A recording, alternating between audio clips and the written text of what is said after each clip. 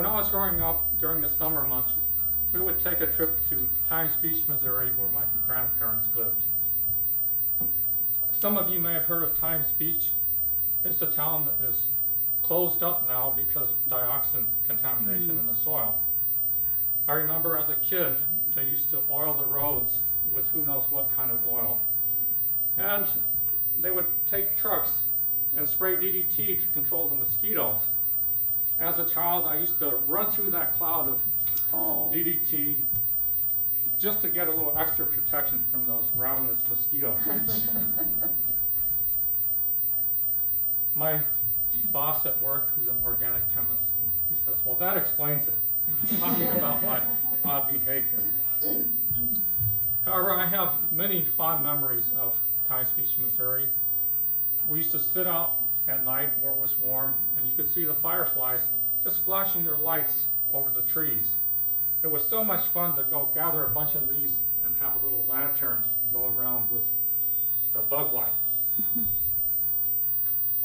This town was akin to Appalachia, where there were hillbillies. And from the looks of some of the people, it wasn't too uncommon that inbreeding occurred too. Think about the character in Deliverance that played the banjo, if you don't know what I mean. My grandparents and my father and his siblings, there were 6, they grew up through the Great Depression in this town. And there was no indoor plumbing, no running water in the house. What that meant was, for the night, we had a little metal bucket for our restroom. That takes water conservation up another level, meaning not just not flushing the toilet. We only needed a cup of water. The other thing is we had an outhouse outside, and my dad would have to go dig a hole every time it needed moving. And consequently, my grandparents had the largest cucumbers and most abundant cucumbers that I have ever seen. That's natural fertilizer. They call it honey bucket in Japan. I remember that special day, though, when they got indoor plumbing. There was a bathtub that came in, a toilet, a porcelain toilet. And actually, I was a young kid, but still, tears came into my eyes because I knew what that meant to my grandmother, to have indoor plumbing. My grandfather rarely had a real job. Instead, he had a junkyard full of cars. He had Packards, he had Studebakers, Hudsons, you name it. And what he would do, he would take the parts of these junk cars and put them together and make one good car. So he drove around in like a Cadillac Packard. It was fancy by today's standards, electric windows and everything else. One day as a child, this river nearby where they bathed in, the Merrimack River, it would overflow. There would be pretty bad floods.